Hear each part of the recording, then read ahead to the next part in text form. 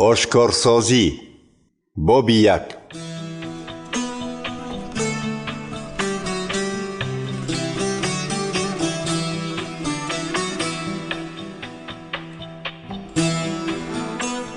خدا به عیسی مسیح وظیفه داد تا به پیروانش آشکار نماید که به زودی چی روی می دهد. عیسی مسیح فرشته اش را فرستاده آن چیزها را به خدمتگارش یوحنا نشان داد. اینک یوحنا موافق همه چیزهای دیده‌اش درباره کلام خدا و درباره شهادت عیسی مسیح در این کتاب گواهی می دهد. خوشا کسی که سخنان پیغمبرانه آن را می خواند و خوشا کسانی که آن را می شنوند و به جا می آورند، زیرا وقت نزدیک است. یوحنا به 7 جماعت ایمانداران ولایت‌های آسیا سلام می‌گوید. از جانب خدا، آن که هست، آن که بود، آن که می آید و از جانب 7 روح که در پیش تخت او می باشند، فیض و مهربانی و آسایش بر شما باد. همچنین از جانب عیسی مسیح فیض و مهربانی بر شما باد. او شاهدی وفادار است و اولین شده از مرگ زنده شد و شاه شاهان زمین است. مسیح ما را دوست داشته با خونش ما را از بار گناهایمان آزاد کرد و در پادشاهی پدرش خدا کاهنان تعیین نمود. شأن و شرف و قدرت به مسیح تا ابد باد. آمین. نگر، مسیح با ابرها می آید. همه او را می بینند، حتی آنهایی که او را نیزه زده بودند. آنگاه همه قبیله های روی زمین در پیش او داد و فغان می بردارند. آره، همین طور خواهد شد. آمین. من اولین و آخرین هستم، می گوید خداوند خدا، همانی که هست، بود و می آید، خدای توانا. من یوحنا برادر و شریک شما هستم، چون که همه ما به خاطر عیسی همچون شهروندان پادشاهی خدا پرصبرانه عذاب می کشیم. زمان برای اعلان کلام خدا و حقیقت عیسی در جزیره پتموس زندانی بودم. روزی پرستش خداوند بود و روح خدا مرا فرا گرفت. ناگهان از پشتم آواز مثل صدای کرنای بلند شد. گفت: آنچه را که می بینی در کتاب بنویس و به 7 جماعت ایمانداران بفرست. این جماعت ها در ولایت های آسیا، یعنی در شهرهای افسوس، اسمیرنا، پرگاموس، تیاتیرا، سردیس، فیلادلفیا و لاودیکیه هستند. من برگشته نگاه کردم تا ببینم که آواز کی را می شنوم و 7 چراغدان طلا را دیدم. در بین چراغدان ها به مثل پسر آدمی زاد شخصی می ایستاد. او تا پاشنه پایهایش جامه دراز دربر داشت و بر قفس سینه اش کمربند طلا بسته بود. سر و موی او مثل پشم سفید یا برف سفید بود. چشمانش مثل علنگه آتش، پایهایش مثل برنجی در آتش صاف شده و آوازش مثل صدای شرشره عظیمی بود. در دست راستش 7 ستاره را نگاه می داشت و از دهانش شمشیر دودمه تیزی می برآمد. روی او مثل آفتاب تفسان نصف روزی می درخشید. او را دیده به پیش پایهایش مثل مرده افتادم، اما او دست راستش را بر من نهاده گفت: نترس، من آغاز و انجام همه چیز هستم. همانم که زنده است. مرده بودم، لیکن حالا نگر، جاودانه زنده هستم و کلیدهای مرگ و عالم مردگان در دست من است. اینک آنچه را که دیدی، آنچه را که هست و آنچه را که بعد از این می شود بنویس. سر 7 ستاره که در دست راستم دیدی و سر 7 چراغدان طلا چنین است: 7 ستاره فرشتگان 7 جماعت و 7 چراغدان 7 جماعت ایمانداران است.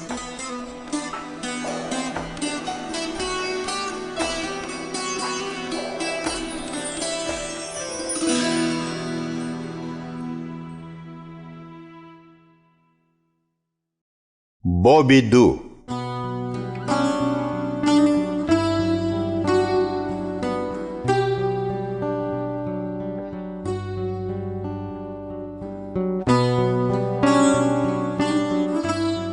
به فرشته جماعت ایمانداران شهر افسوس بنویس: آنکه در دست راستش 7 ستاره را نگاه می دارد و در بین 7 چراغدان طلا می گردد چنین می گوید: من کارهای تو را می دانم، مهنت و صبر و طاقت تو را نیز می دانم.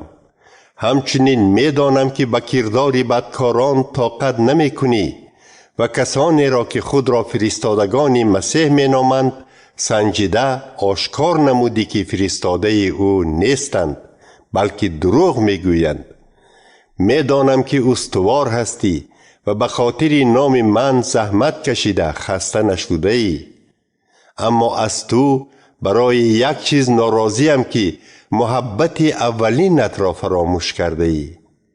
اینک به یاد آر که از کجا افتادی، توبه کن و کارهای پیشینت را دوام ده. اگر توبه نکنی به نزدت می آیم و چراغدانت را از جایش می گیرم. اما خوبی تو در آن است که مثل من کارهای نیکولیسیان را بد می بینی. هر که گوش دارد بشنود که روح خدا به جماعتهای ایمانداران چی می گوید. در بهشت خدا درخت حیات می روید. به کسی که بر بدی غالب می آید اجازت می دهم که از میوه آن بخورد.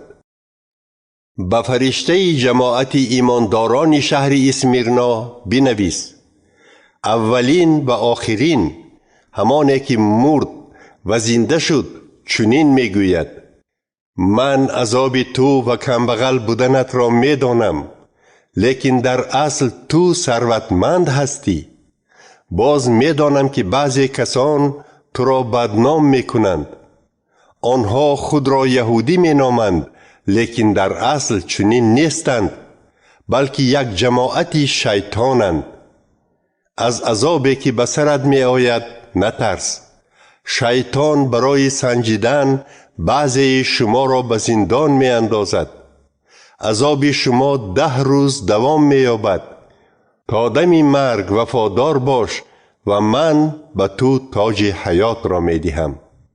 هر که گوش دارد بشنود که روح خدا به جماعتهای ایمانداران چی می گوید. کسی که بر بدی غالب می آید از مرگ دوم آسیب نخواهد دید. به فرشته جماعت ایمانداران شهر پرغاموس بنویس: صاحب شمشیر تیز دودمه چنین می گوید: من می دانم که در جای استقامتت شیطان تختش را گذاشته است، لیکن تو نام مرا محکم نگاه داشتی. اگرچه شهرت اقامتگاه شیطان است و در آن شاهدی وفادارم انتیپاس کشته شد، از ایمانی که به من داشتی نگشتی. اما بر ضد تو بعضی چیزها دارم. در نزدت آدمانی هستند که پیرو تعلیمات بلعام می باشند. بلعام به بالاق یاد داده بود که چطور خلق اسرائیل را به واسطه خوراکی به بتها قربانی شده و گناه جنسی گمراه کند. همچنین در نزد تو پیروان تعلیمات دروغین نیکولاسیان هستند. پس توبه کن وگرنه به زودی نزد تو می آیم و با شمشیر دهانم با آنها جنگ می کنم. هر که گوش دارد بشنود که روح خدا به جماعتهای ایمانداران چی می گوید. با کسی که بر بدی غالب می آید من نی نهانی یعنی نان آسمانی می دهم. همچنین به او سنگ سفید می دهم که بر آن نام نو نوشته شده است و آن نام را بغیر از او کسی نمی داند. به فرشته جماعت ایمانداران شهر تیاتیرا بنویس: پسر خدا که چشمانش مثل شعله آتش و پایهایش مانند برنجی در آتش صاف شده است چنین میگوید: من کار و محبت، ایمان و خدمت و صبر و طاقتت را میدانم. میدانم که کارهای آخرینت از کارهای اولینت بزرگترند. اما ضد تو یک چیز دارم: تو به ایزابل نام زن که خود را پیغمبر می نامد آزادی داده ای. وی با تعلیماتش خدمتگاران مرا گمراه می کند و وادار می سازد که گناه جنسی کنند و خوراکی به بتها قربانی شده را خورند. من به وی وقت دادم تا که از گناه جنسیش توبه کند، لیکن او نخواست. نگر، من او را به بستر بیماری می اندازم. اگر همراهانش که با وی زنا می کردند از کارهای خود توبه نکنند، آنها را نیز گرفتار عذاب و شکنجه می کنم. من پیروان او را می میرانم و همه جماعتهای ایمانداران خواهند دانست که من دل و فکر آدمان را سنجیده به هر یکی آنها موافق کارهایشان سزا می دهم. ولی باقی مانده اتان در تیاتیرا تعلیمات ایزابل را پیروی نکردید، یعنی چنان که میگویند اساس سر شیطان را نآموختید. به کتف شما باری دیگر نمیگذارم. خواهشمندم آنچه را که دارید تا آمدنم محکم نگاه دارید. به کسی که بر بدی غالب می آید و خدمت مرا تا آخر بجا می آورد قدرت می بخشم که بر خلقها راهبری کند.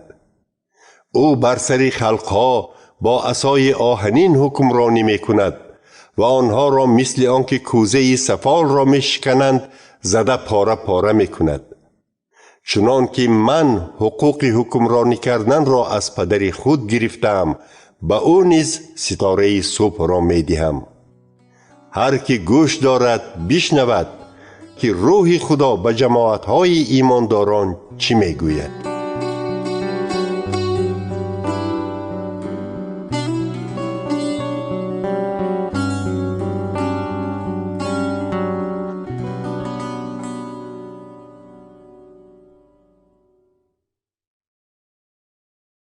باب 3.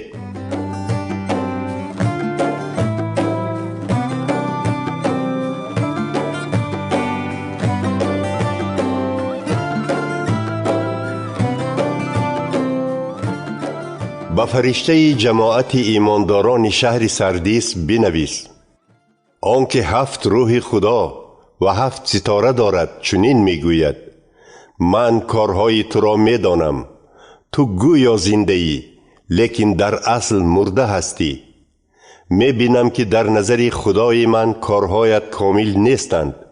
بیدار شو و آنچه را که باقی مانده است استوار گردان، چون که آن در دم مرگ است. بنابراین چیزهای قبول کرده و شنیده‌ات را به یاد آر و به آن اطاعت نموده توبه بکن. اگر هوشیار نشوی، من برای جزا دادن مثل دزد ناگهان به سرت می آیم و وقت و ساعت آمدنم را نخواهی دانست.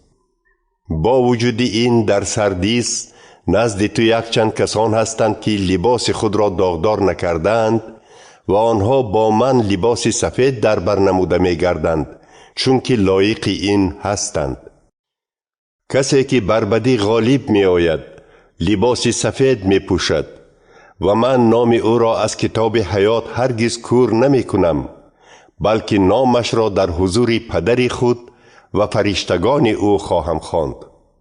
هر که گوش دارد بشنود که روح خدا به جماعتهای ایمانداران چی می گوید. به فرشته جماعت ایمانداران شهر فیلادلفیا بنویس: همانی که پاک و حق است میگوید، همانی که کلید شاه داوود را یعنی قدرت پادشاهی دارد و چون در را گشاید هیچ کس آن را پوشیدن نمیتواند و پوشد هیچ کس آن را گشاده نمیتواند. من کارهای تو را میدانم. نگر، پیش تو دری گشادم که هیچ کس آن را پوشیده نمیتواند. میدانم که به قوت کمی خود نگاه نکرده به کلام من اطاعت کردی و از نام من روی نگرداندی. آدمانی از جماعت شیطان هستند که خود را یهودی می نامند، لیکن در اصل چنین نیستند، بلکه دروغ می گویند. بین، من آنها را وادار می کنم که آمده به پیش پایهای تو سجده کنند، سپس خواهند دانست که من تو را دوست می دارم. از بس که به سخن من گوش داده طاقت کردی، من نیز تو را از زمان سنجش که برای امتحان همه ساکنان زمین به دنیا می آید خلاص می کنم. من به زودی می آیم. آنچه را که داری نگاه دار تا کسی تاجت را یعنی مکافاتت را نگیرد. کسی که بر بدی غالب می آید او را در معبد خدای خود مثل ستون جا خواهم کرد که هرگز رانده نخواهد شد. من بر او نام خدای خود و نام شهر خدای خود یعنی اورشلیم نو را خواهم نوشت.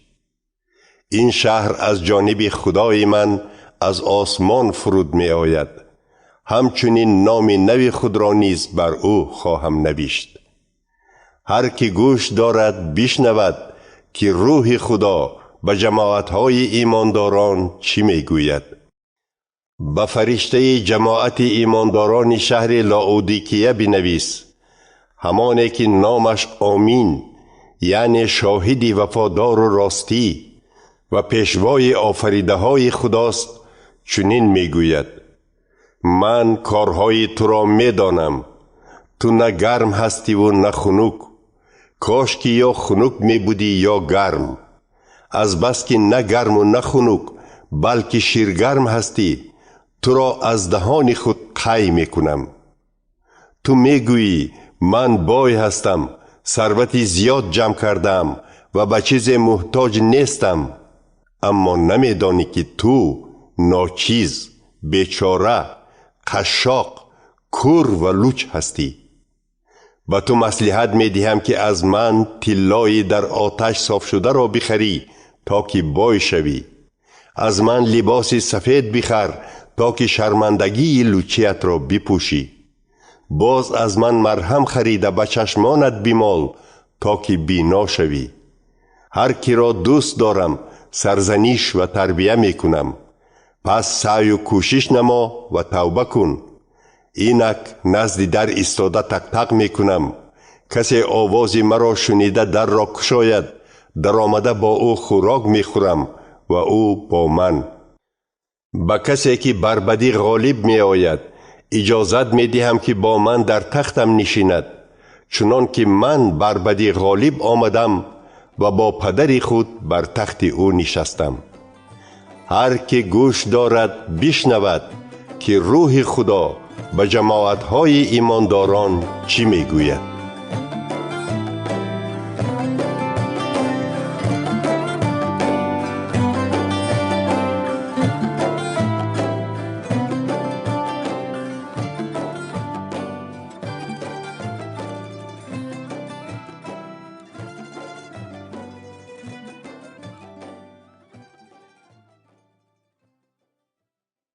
باب 4.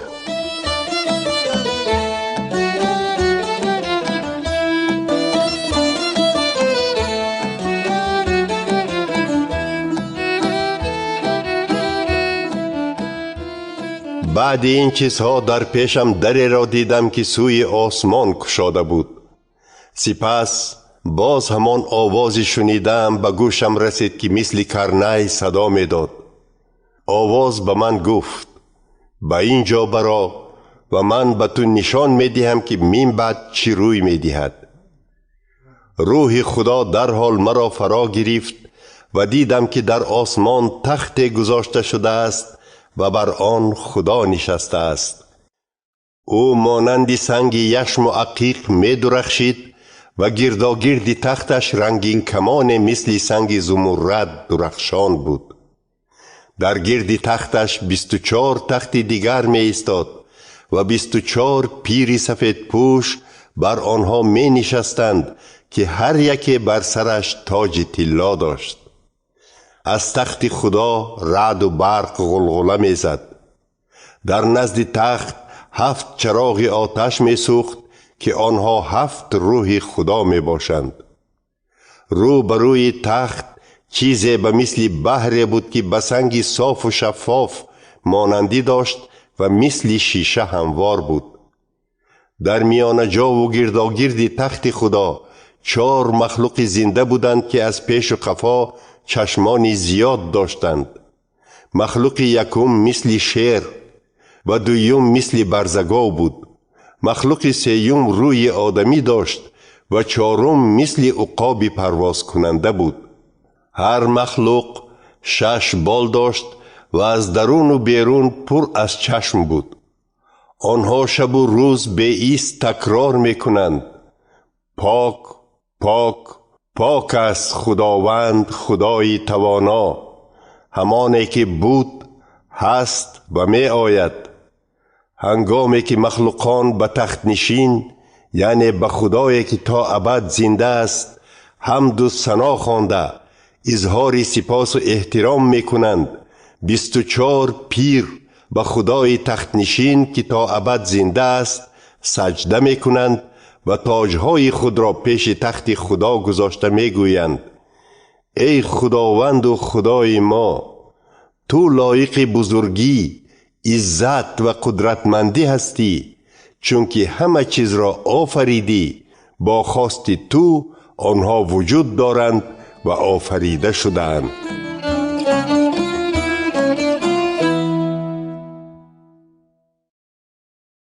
باب 5.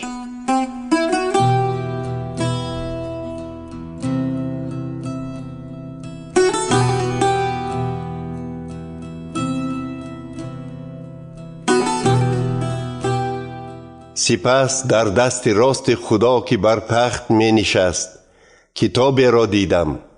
کتاب از پشت و پیش نوشته و با 7 مهر بسته شده بود.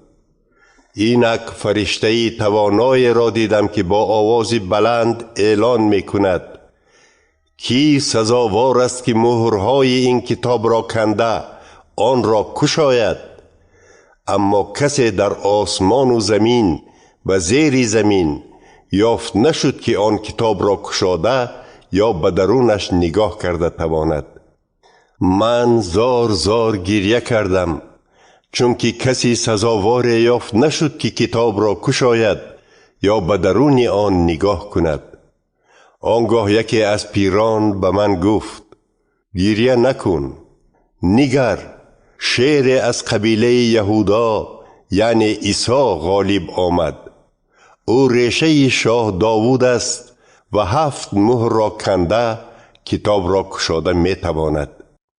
بعد دیدم که در میان جای تخت و در احاطه 4 مخلوق و پیران بره که قربانی شده بود زنده می ایستاد.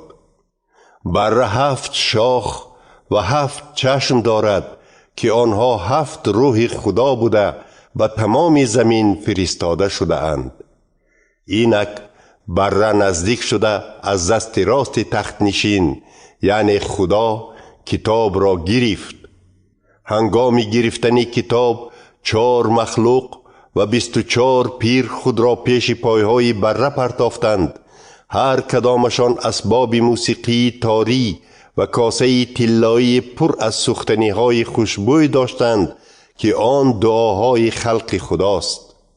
آنها سرود نو سراییده می گویند: تو لایق گرفتن کتاب و کندن مهرهای آن هستی، زیرا تو کشته شدی و با نرخ خون خود آدمان را از هر قوم، زبان، خلق و ملت برای خدا خریدی.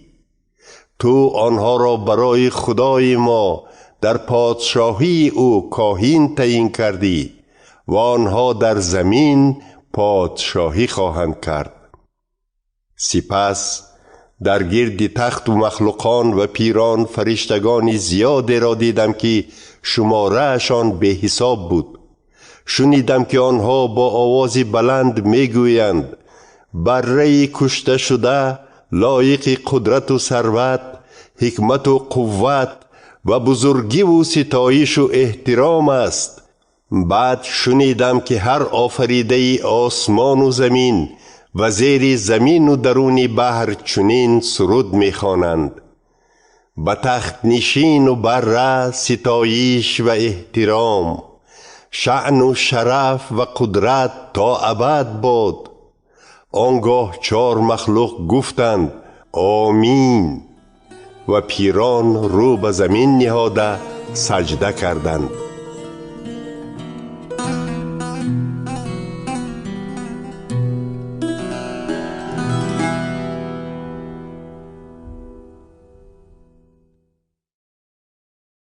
باب 6.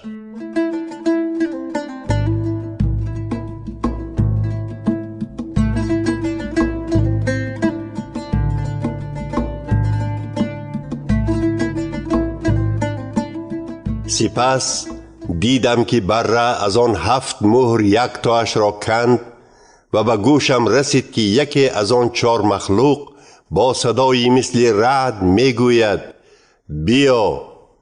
دیدم که اسب سفید آمد و کماندار بر آن سوار است. با او تاج داده شد و او همچون غالب بیرون آمد تا که غلبه کند.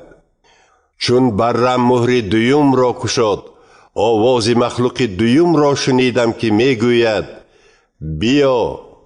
اینک اسب دیگر آمد که رنگ سرخ الاوگون داشت. به سوار آن شمشیر بزرگ داده شد و او اجازت داشت که از روی زمین صلح را بگیرد تا که آدمان یکدیگر را بکشند. چون بره مهر 3 را گشاد، شنیدم که مخلوق 3 میگوید: بیا. اینک دیدم که اسب سیاه آمد و سوار آن در دست ترازوی داشت. سپس از بین آن 4 مخلوق مثل آواز شنیدم که می گفت: بگذار از باعث قیمتی به مقدار درآمد کار تمام روز 0.5 کیلو گندم یا 1.5 کیلو جو خریده شود و خلاص، لیکن بر روغن و می ضرر نرسان. چون بره مهر 4 را گشاد، شنیدم که مخلوق 4 میگوید: بیا. اینک دیدم که اسب رنگ پریده آمد، سوار آن مرگ نام داشت و عالم مردگان از قفای او می آمد. با آنها قدرت داده شد که در 4 زمین آدمان را با شمشیر، با گرسنگی، با بیماری مرگاور و با واسطه حیوانهای وحشی زده کشند. چون بره مهر 5 را گشاد، در تگ قربانگاه جانهای ایمانداران را دیدم که برای اعلان کردن کلام خدا و برای شهادت دادنشان کشته شده بودند. آنها با آوازی بلند فریاد زده گفتند: ای حاکم پاک و حق، کی داوری نموده قصاص خون ما را از ساکنان زمین میگیری؟ سپس به هر یکی آنها جامه سفید داده گفته شد که باز کمی صبر کنند تا دمی که شماره اشان پره شود، یعنی تا وقتی که هم خدمتان و برادران و خواهران ایماندار آنها نیز کشته شده به قطار آنها داخل شوند. سپس دیدم که چون بره مهر 6 را گشاد، زمین جنبی سخت به وجود آمد. آفتاب رنگ سیاه گرفت و ماه مثل خون سرخ شد. ستاره های آسمان مثل آن که باد سخت انجیرهای خام را از درخت کنده می افتاند به زمین غلطیدند. آسمان مثل لوله کتاب پیچیده نابود شد و هر کوه و جزیره از جایش جنبید. سپس پادشاهان زمین، منصبداران، سرلشکران، ثروتمندان، زوران و غلامان و آزادان همه در غار و بین کوهپاره ها پنهان شدند و به کوه و خرسنگ ها گفتند به بالایمان افتاده ما را از حضور خدای تخت نشین و از غضب بره پنهان کنید، زیرا روزی غضب بزرگ او رسیده است و کیست که ایستادگی کرده تواند.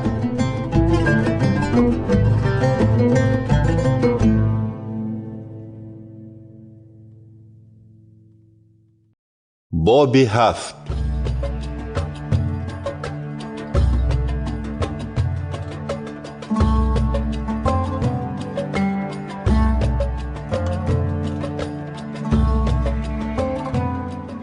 بعد این چیزها 4 فرشته را دیدم که در 4 کنج زمین ایستاده شمالهای 4 سمت زمین را باز می داشتند تا که آنها به زمین و بحر و درختان نوزند.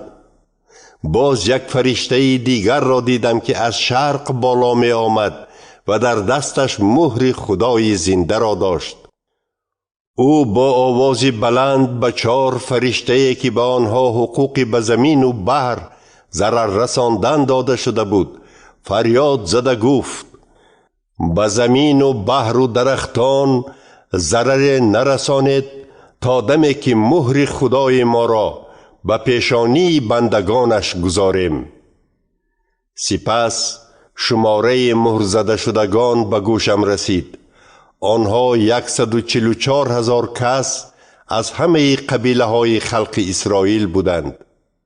از قبیله یهودا 12,000 کس، از قبیله ریوبین 12,000 کس، از قبیله جاد 12,000 کس، از قبیله آشر 12,000 کس، از قبیله نفتالی 12,000 کس، از قبیله منشه 12,000 کس، از قبیله شمعون 12,000 کس، از قبیله لیوی 12,000 کس، از قبیله ایساکار 12,000 کس، از قبیله زبولون 12,000 کس، از قبیله یوسف 12,000 کس و از قبیله بنیامین 12,000 کس مهر زده شده بودند.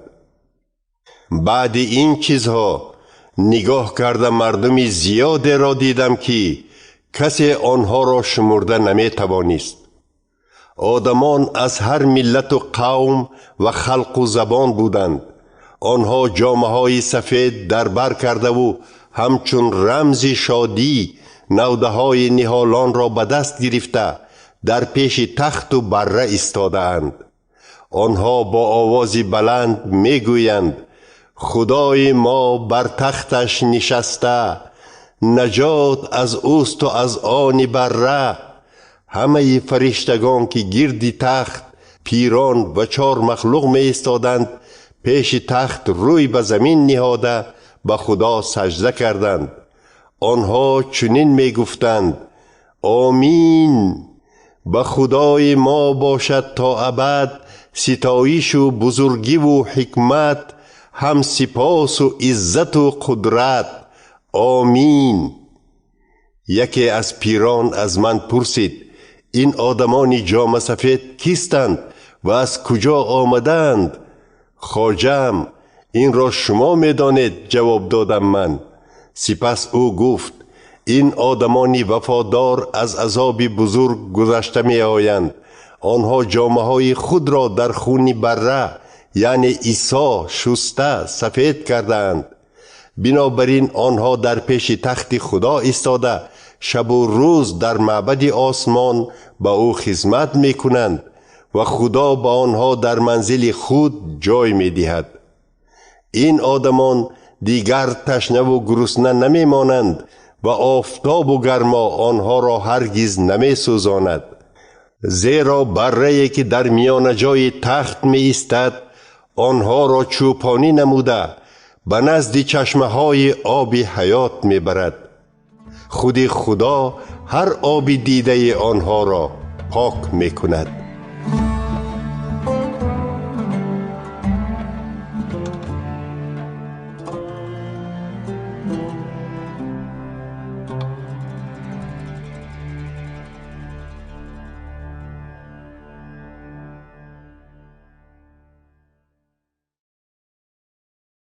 باب 8.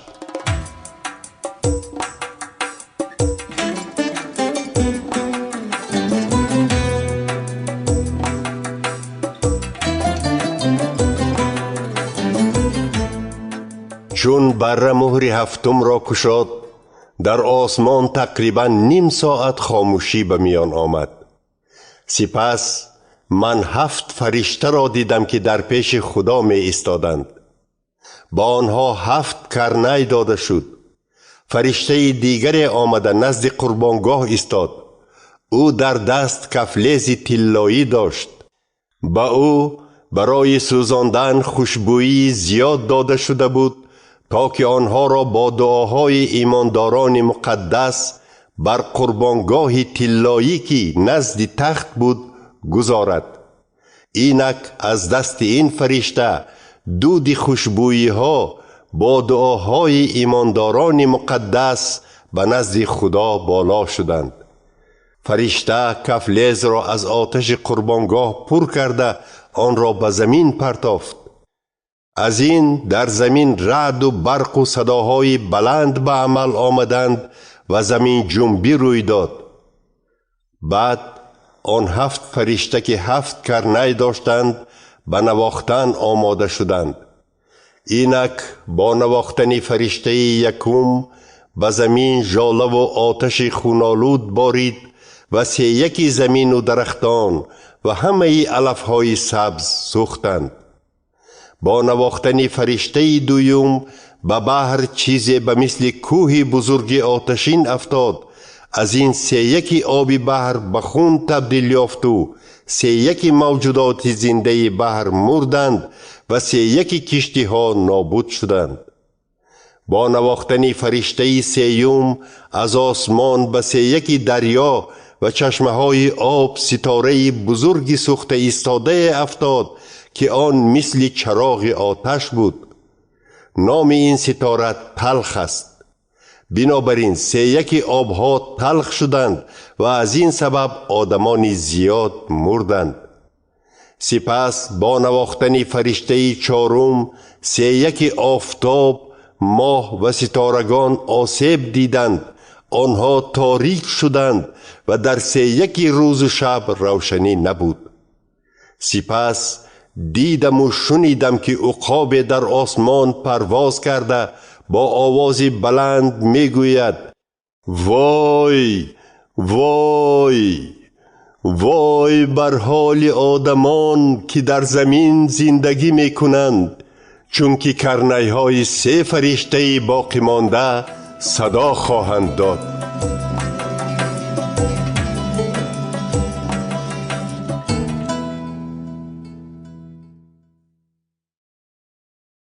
باب 9.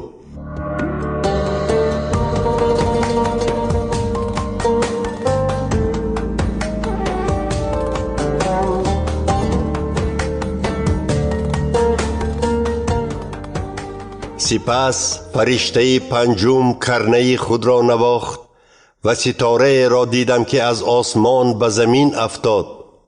به آن ستاره کلید غاری به پایان داده شد. چون ستاره غاری به پایان را باز کرد، از آن دود برآمد که گویا دودی آتشدان بزرگ باشد. از دود غاری به پایان آفتاب و هوا تیره گردید و در زمین ملخها پیدا شدند. با آنها قوت به مثل قوت کژدمها داده شد. با آنها گفته شد که به علف و سبزه و درختان ضرر نرسانند، بلکه تنها به آدمانی که در پیشانی خود مهر خدا را ندارند ضرر رسانند. به ملخها اجازت نبود که آدمان را کشند، بلکه تنها مدت 5 ماه عذاب دهند. درد آن مثل گزیدن کژدم بود. در آن روزها آدمان مرگ می جویند اما نمی یابند. مردن می خواهند لیکن مرگ از آنها می گریزد. ملخها مثل اسپان حربی بودند که به جنگ آماده شده اند. بر سرشان چیزی به مانند تاج طلا داشتند و رویشان مثل روی آدم بود. مویشان به موی زنان و دندانهایشان به دندانهای شیران مانند بود. در تنشان جوشنی مثل آهن مستحکم داشتند. صدای بالهایشان مثل صدای اسپرابه های بیشمار بود که به جنگ می شتافتند. آنها مثل کژدم دوم و نیش داشتند. در دومشان قوتی بود که در دوام 5 ماه آدمان را عذاب دهند. فرشته غار بی پایان شاه آنها بود که نامش به زبان عبرانی ابدون و به زبان یونانی اپولیون یعنی نابود کننده است. بلای یکم گذشت. از پس آن 2 بلای دیگر می آید. سپس فرشته ششم کرنه‌اش را نواخت و از جانب 4 کنج قربانگاه طلایی که در حضور خداست آواز به گوشم رسید. آواز به فرشته کرنه نواز ششم گفت: 4 فرشته را که نزد دریای بزرگ فرات بسته شدند آزاد نما. اینک 4 فرشته را آزاد کرد. آنها برای همین ساعت و روز و ماه و سال نگاه داشته شده بودند تا که 3 آدمان را نابود سازند. من شنیدم که شماره لشکری سواره آن 4 فرشته 200 میلیون بود. باز به من عیان شد که سواران اسپان جوشنهای رنگ علاوگون، کبود و زرد در برداشتند. کله اسپان مثل سری شیر بود و از دهانشان آتش، دود و سلفور می برآمد. 3 آدمان با این 3 بلا یعنی با آتش و دود و سلفور که از دهان آنها می برآمد کشته شدند. قوت اسپان هم در دهان و هم در دمشان بود، زیرا دم اسپان مانند مار بوده سر داشتند و با آن ضرر می رساندند. باقی مانده آدمان که با این بلاها کشته نشده بودند از بتسازی دست نکشیدند. آنها مثل پیشینه جین و بتهای طلا، نقرگین، برنجی، سنگین و چوبین را پرستش می کردند، بتهای را که ندیده، نشنیده و نه راه گشته می توانند. علاوه بر این آنها از کشتار، جادوگری، گناه جنسی و دزدی توبه نکردند.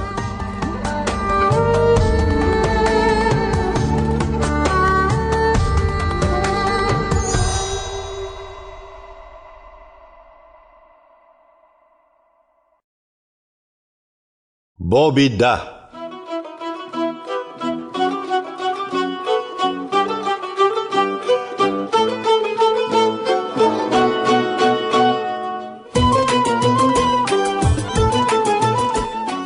سپس دیدم که باز یک فرشته توانای از آسمان فرود می آمد.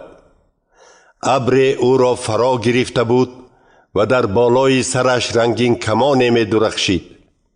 رویش مثل آفتاب و پایهایش مثل ستونهای آتشین بودند. در دستش کتاب خرد کشاده بود. او پای راستش را بر بحر و پای چپش را بر زمین گذاشته با آوازی بلند چنان که شیر نعره می‌زند فریاد کرد. سپس 7 رعد صدا دادند و من برای نوشتن آماده شدم. اما از آسمان آواز شنیدم که می گفت: سخن 7 رعد را مخفی نگاه دار و آن را ننویس. فرشته که بر بحر و زمین می ایستاد دست راستش را به آسمان برداشته به خدایی که تا ابد زنده است، به آفریدگار آسمان و زمین و بحر و هر آنچه در آنهاست قسم خورده گفت: خدا دیگر انتظار نمی شود. اما در روزهایی که فرشته 7م کرنه خود را می نوازد، نقشه نهانی خدا چنان که به بندگان خود پیغمبران آشکار نموده است عملی خواهد شد. سپس همان آوازی که از آسمان شنیده بودم باز به من گفت: رفته از دست فرشته که بر بحر و زمین می ایستد کتاب کشاده را بگیر. من به آن فرشته نزدیک شده خواهش کردم که کتاب خرد را به من دهد. فرشته به من گفت این را بخور، در دهانت مثل عسل شیرین لیکن در شکمت تلخ می شود. من از دست فرشته کتاب را گرفته خوردم. کتاب در دهانم مثل عسل شیرین بود، اما چون فرو بردم شکمم تلخ گردید. سپس به من چنین گفته شد تو باز باید درباره بسیار خلق و ملت و زبانها و شاهان پیغمبری کنی.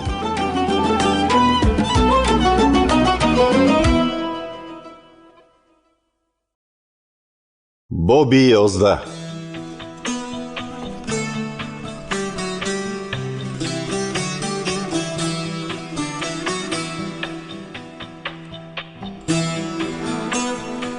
سپس به من چنگونک عصامانند داده گفتند برخسته معبد خدا و قربانگاه را چین نما و در آن آدمان را که پرستش میکنند حساب کن.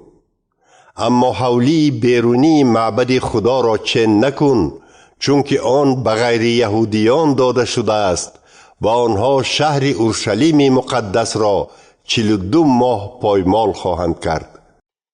من 2 شاهدم را می فرستم که لباس ماتم می پوشند. آنها 1260 روز پیغمبری می کنند. آنها 2 درخت زیتون و 2 چراغدان می باشند که در حضور خداوند زمین می ایستند. اگر کسی آنها را آزار دهد آتش از دهانشان بیرون آمده دشمنانشان را می سوزانند. همین طور هر کسی که آنها را آزار می دهد نابود کرده می شوند. آنها قدرت بستن آسمان را دارند تا که در آن روزها هنگام پیغمبری کردنشان باران نبارد. همچنین آنها قدرت دارند که آب را به خون تبدیل دهند و هر وقتی که خواهند دنیا را با هر گونه آفت خراب سازند. وقت شاهدان کار خود را تمام می کنند، حیوان وحشی از غار بی پایان برآمده با شاهدان می جنگد و غالب آمده آنها را می کشد.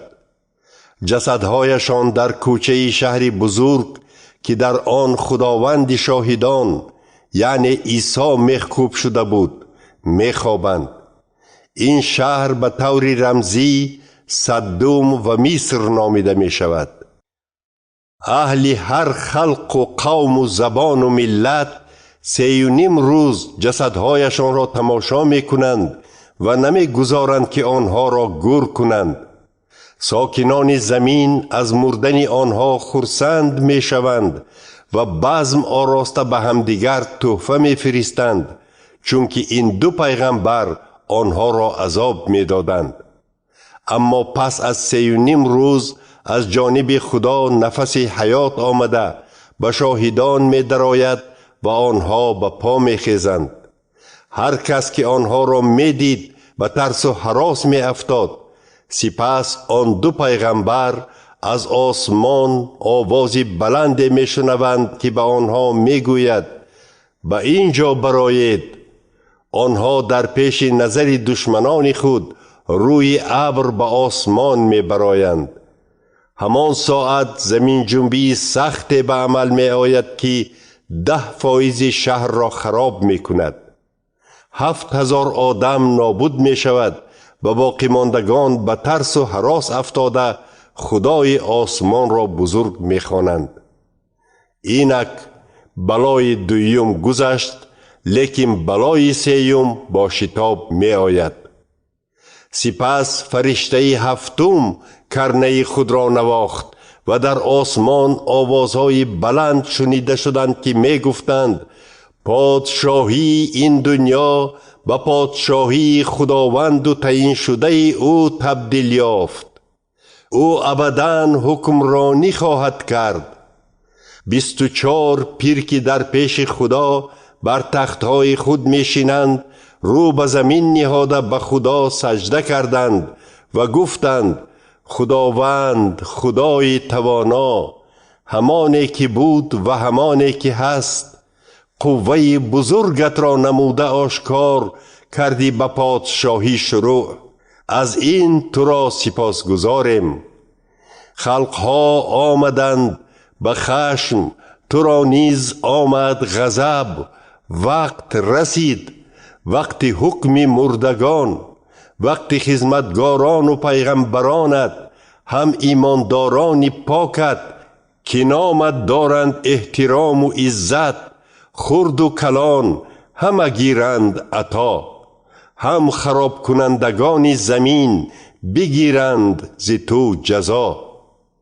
سپس معبد خدا در آسمان کشاده شد و در آن صندوق عهد و پیمان او نمودار گردید. در اطراف رعد و برق میزد، آوازها شنیده میشد، زمین می جنبید و ژاله سخت می بارید.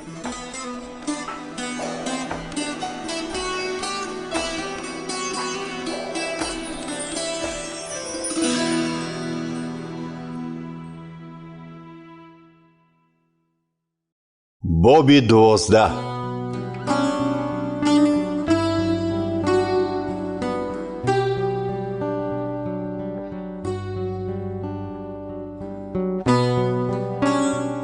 در آسمان علامتی بزرگ نمودار شد. اینک زن آفتاب را همچون لباس در بر کرده بود.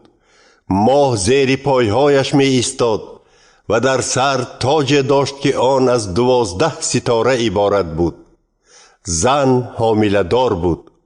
او تولد می کرد و از درد فریاد می کشید. سپس در آسمان علامت دیگر نمودار شد.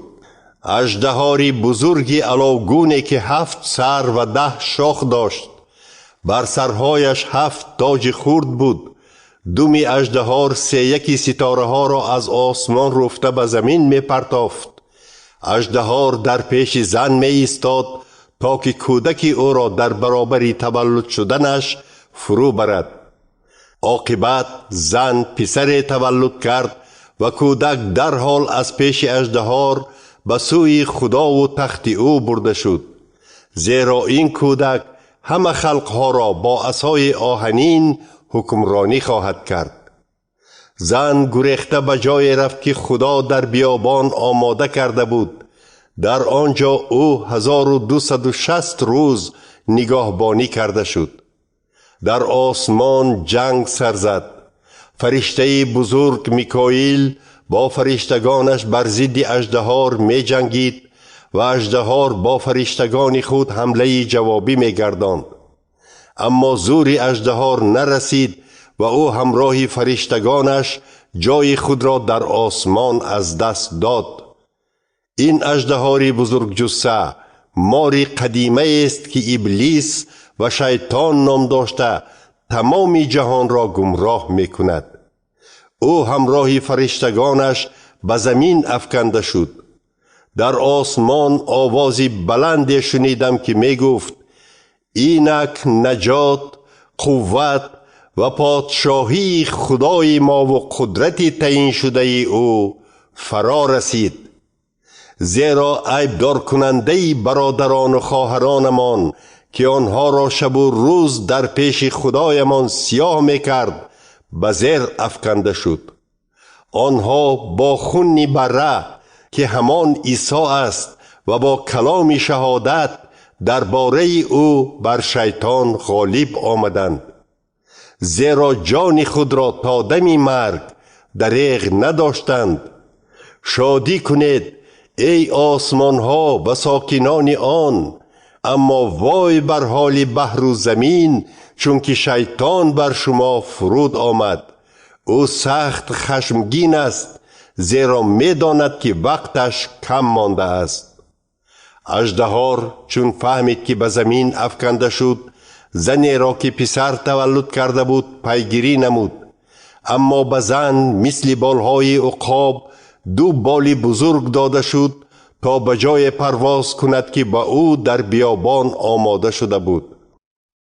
در آنجا که از حضور مار دور است، او 3.5 سال نگهبانی کرده شد. از عقب زن مار از دهانش آب به مثل دریا سر داد تا که زن را غرق کند، اما زمین دهانش را کشاده دریای از دهان اژدها برآمده را فرو برد و همین طور به زن یاری داد. اژدها از زن در غضب شده رفت تا که با فرزندان دیگری زن بجنگد، یعنی با آنهایی که فرمانهای خدا را به جا می آورند و درباره عیسی شهادت می دهند. اینک اژدها آمده در ساحل بحر ایستاد.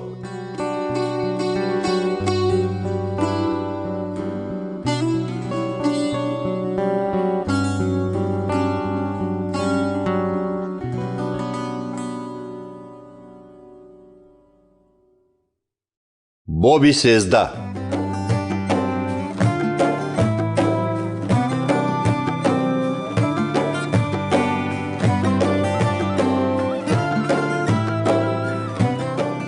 سپس دیدم که از بحر حیوانی وحشی می براید. وی 7 سر و 10 شاخ داشت.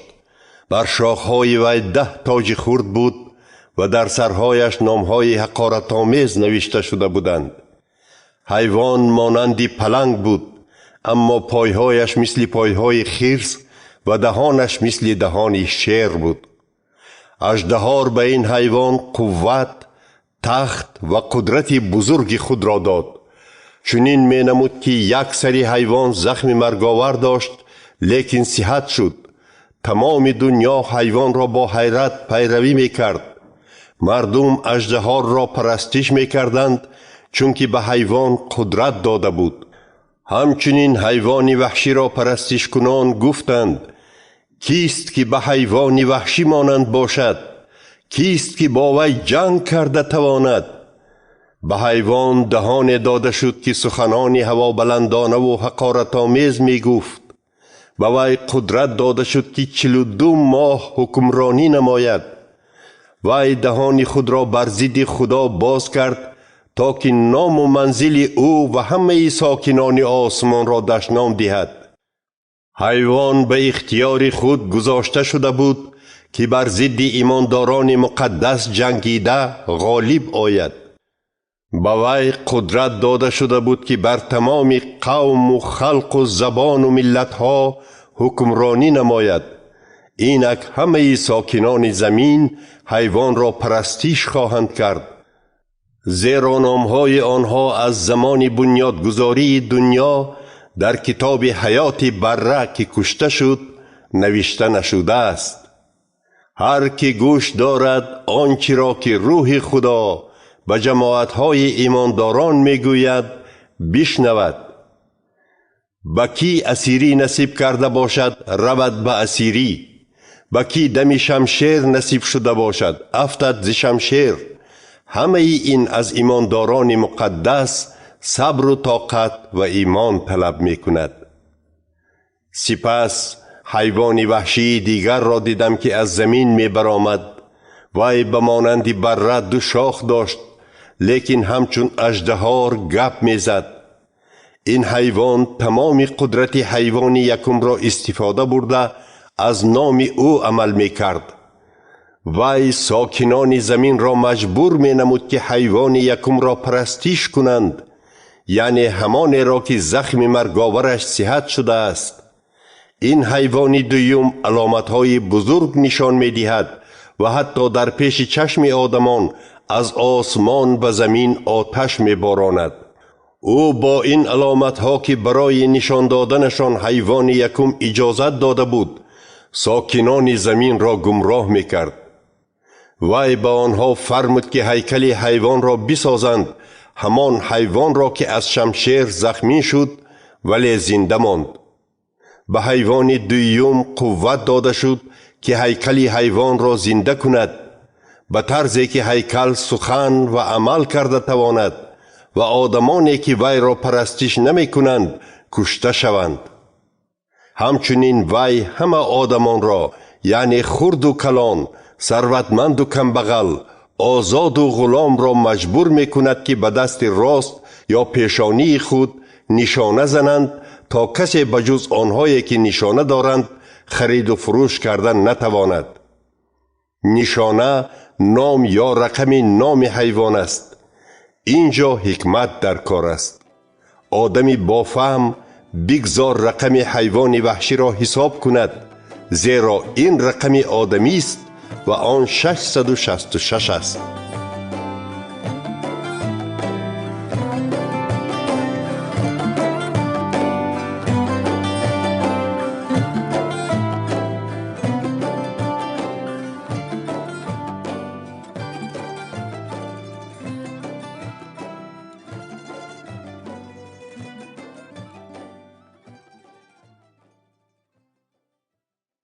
باب 14.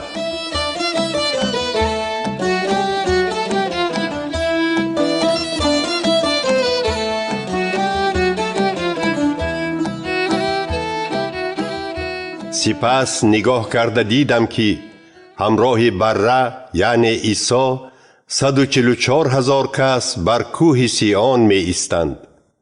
در پیشانی آنها نام بره و نام پدر او نوشته شده بود.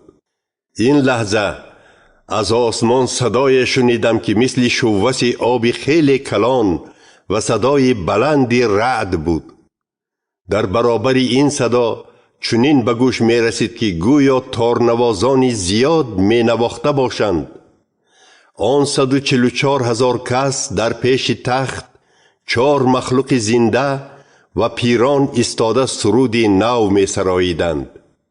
سخنان آن سرود را بغیر از آن 144,000 نفری که از زمین خریده شده بودند کسی از خود کردن نمی توانست.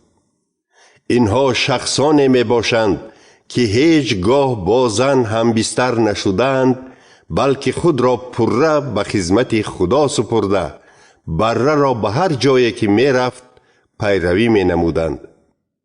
آنها از بین آدمان خریده شده همچون حاصل اولین به خدا و بره پیشکش شده بودند. در زبانشان دروغ یافت نشد، آنها بی عیبند. سپس فرشته را دیدم که در بین آسمان پرواز می کرد. او به ساکنان زمین یعنی به هر ملت و قوم و زبان و خلق خوشخبری ابدی را اعلان می کرد. از خدا بترسید، فریاد می کرد وی، و او را بزرگ دارید چون که روز جزا رسید. او را که آسمان و زمین و بحر و چشمه های آب را آفریده است پرستیش کنید.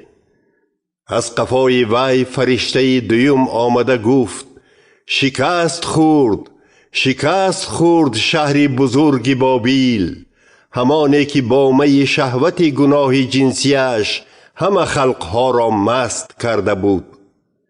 از قفای فرشته دویم فرشته سیوم آمد و با آواز بلند گفت: کسی که حیوان وحشی و هیکل وی را پرستیش می کند و به دست و پیشانیش نشانه می زند، از می غضب خدا خواهد نوشید.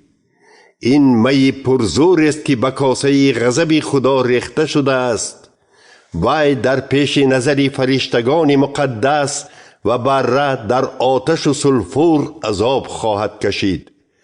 دود عذاب آنها تا ابد بلند می شود. همین طور آنهایی که حیوان و هیکل آن را پرستیش می کنند و نشانه نام آن را قبول کردند، نه روز آرام می شوند نه شب.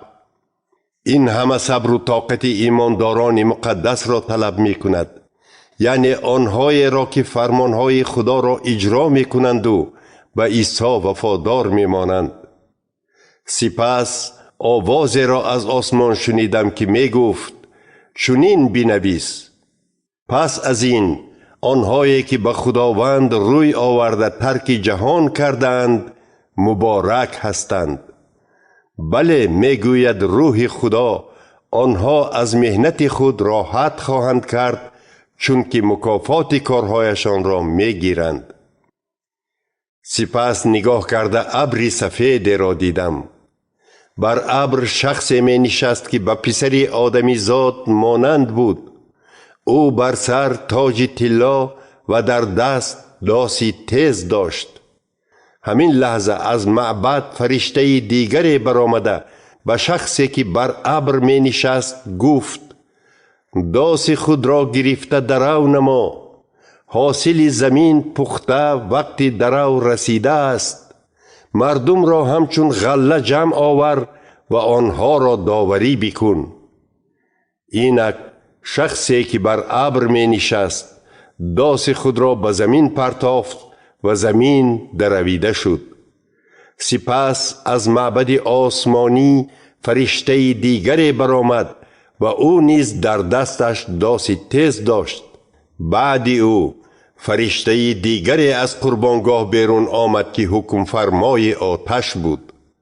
او به فرشته داسدار با آواز بلند گفت: داسی تیز خود را پرتافته از تاگذار زمین خوشه های انگور را ببر، چون که انگور پخته است.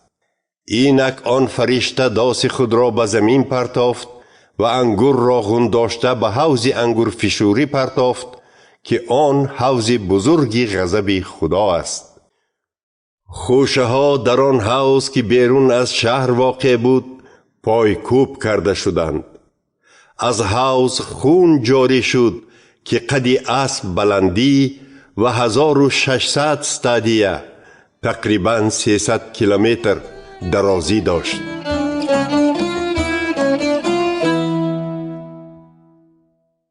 باب 15.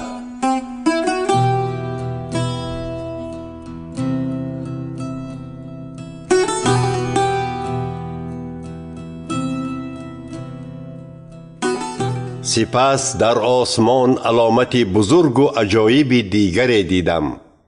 7 فرشته با 7 بلای آخرین. این 7 بلا آخرین بودند، چون که با آنان غضب خدا انجام می یابد. اینک چیزی را مثل بحر شیشگین دیدم که با آتش آمیخته بود. در نزد آن بحر کسانی می ایستادند که به حیوان وحشی و هیکلش و رقم نام وی مقابلیت نشان داده غالب آمده بودند.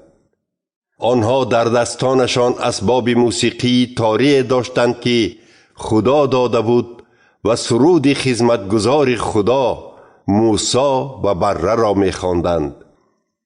بزرگ و عجایبند کارهای تو ای خداوند خدای توانا. راههای تو انصاف و راستی هستند ای شاه خلقها. کیست که از تو خداوند نترسد و نام تو را بزرگ ندارد؟ زیرا تنها تو پاک هستی. همه خلقها به پرستش تو خواهند آمد، زیرا راستکاری های تو آشکار شدند.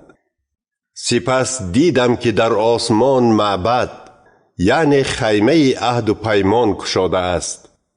از معبد 7 فرشته با 7 بلا برآمدند.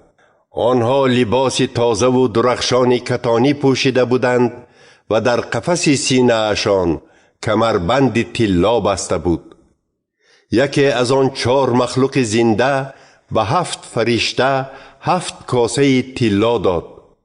کاسه ها از غضب خدا که تا ابد زنده است پر بودند. معبد از دود پر شد. این نشانه آن بود که بزرگی و قوت خدا در آنجا حضور داشت. و تا دمی که 7 بلای 7 فرشته پره به عمل نآید کسی به آن داخل شدن نمی توانست.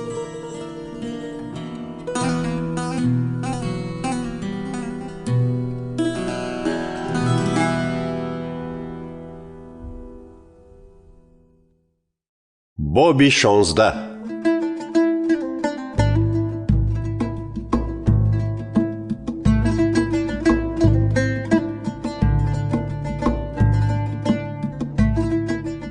سپس از معبد آوازی بلند برآمد که به 7 فرشته می گفت: رفته 7 کاسه غضب خدا را به زمین ریزید. فرشته یکم رفته کاسه خود را به زمین ریخت. از این در بدن آدمانی که نشانه حیوان وحشی داشتند و هیکل وی را پرستش می کردند، یره های دهشتناک و دردناک پیدا شد.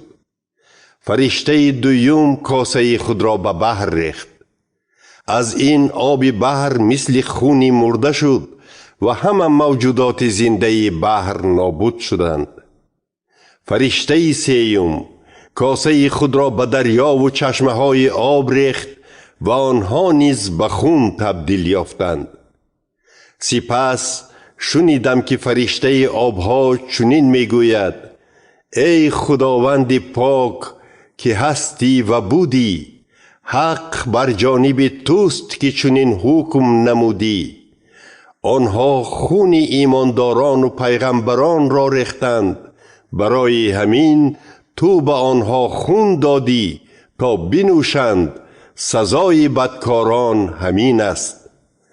از قربانگاه آواز برآمد که می گفت: بله خداوند، خدای توانا، همه حکمهایت حق است و راست. سپس فرشته چهارم کاسه خود را به آفتاب ریخت. این به آفتاب اجازت داد که آدمان را با آتش خود سوزاند. اینک آدمان از تفس بلند می سوختند و نام خدا را که بر این بلاها قدرت دارد حقارت می کردند، اما توبه نکردند و او را بزرگ نداشتند. فرشته پنجم کاسه خود را بر تخت حیوان وحشی بریخت و تمام پادشاهی وی را تاریکی فرا گرفت. آدمان از درد زبان خود را می گزیدند. آنها برای درد و زخمهایشان خدای آسمان را حقارت می کردند، اما از کردارشان توبه نکردند. فرشته ششم کاسه خود را به دریای بزرگ، به دریای فرات ریخت. از این آب دریا خشک شد تا که برای لشکر شاهان شرق راه گشاده شود. همچنین دیدم که از دهان اژدهار، از دهان حیوان وحشی و از دهان پیغمبری دروغین 3 روح ناپاک قورباغه مانند برآمد. این روح‌های جن‌ها بودند که علامت‌ها نشان می‌دهند.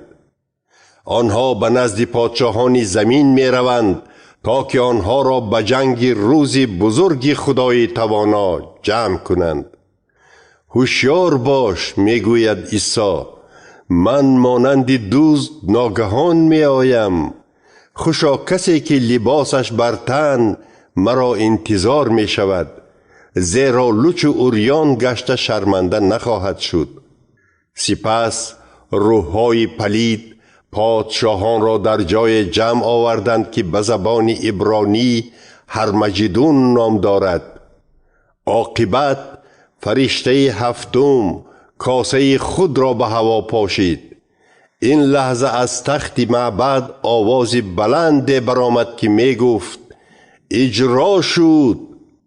رعد و برق زد، آوازها برآمد و زمین جنبی سخت به عمل آمد. زمین جنبی چنان سخت بود که از زمان آفرینش آدمی زاد در روی زمین مثلش روی نداده بود. شهر بزرگی بابیل به 3 قسم جدا شد و شهرهای خلقها فرو ریختند.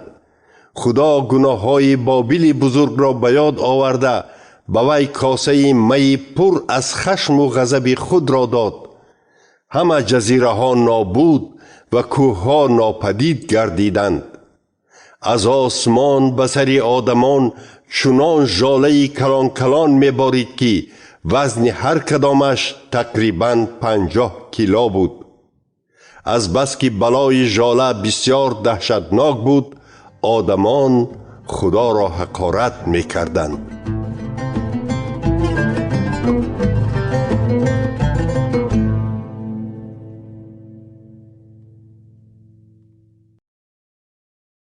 باب 17.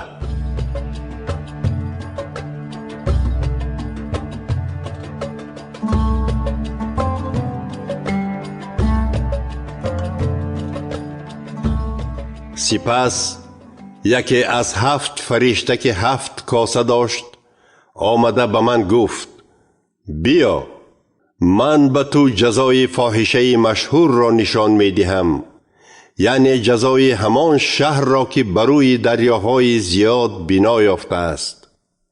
پادشاهان زمین با فاحشه گناههای جنسی کردند و ساکنان زمین می گناه جنسیش را نوشیده مست شدند.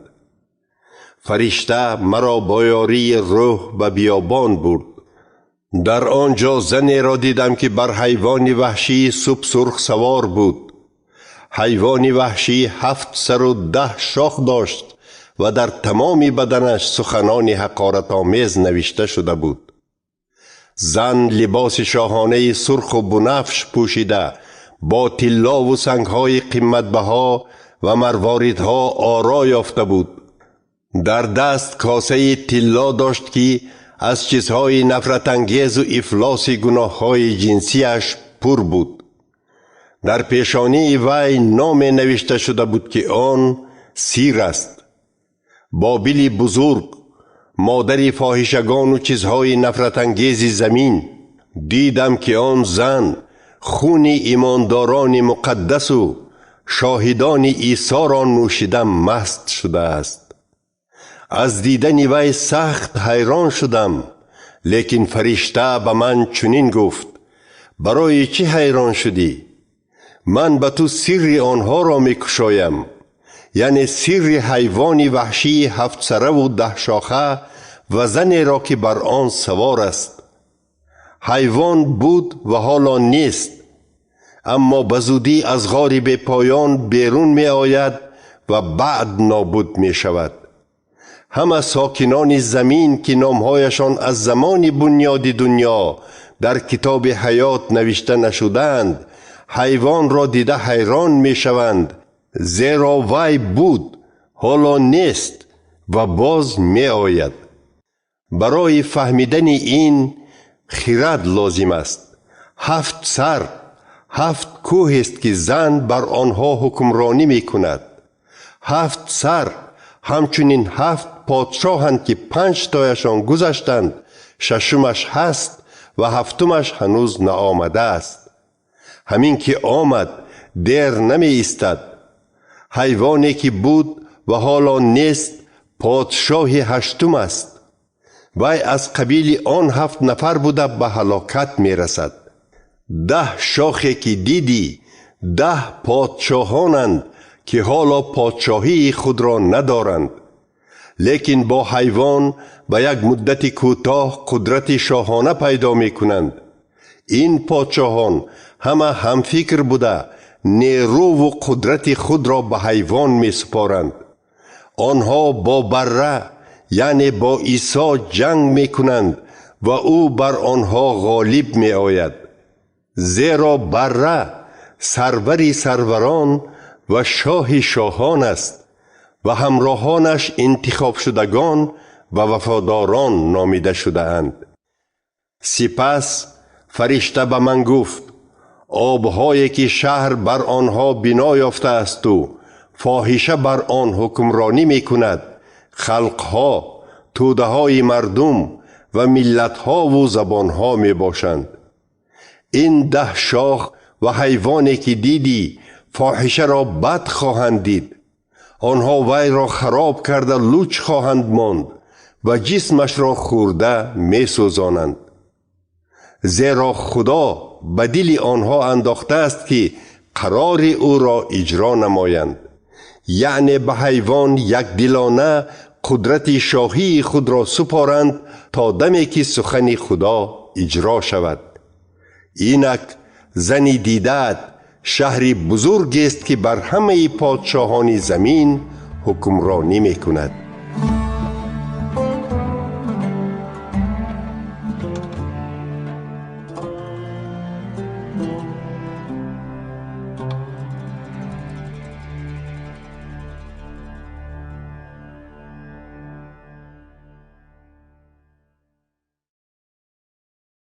باب 18.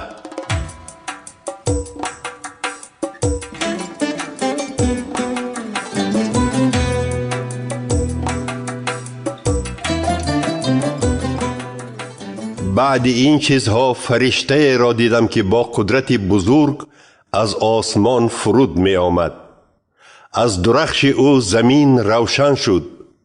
وی با آواز پرزور فریاد کرده گفت: فرو ریخت شهر بزرگ بابیل، به گریزگاه جین و روح‌های ناپاک، به پناهگاه هر گونه پرندگان افلاس و به مکان حیوانات نفرت انگیز تبدیل یافت.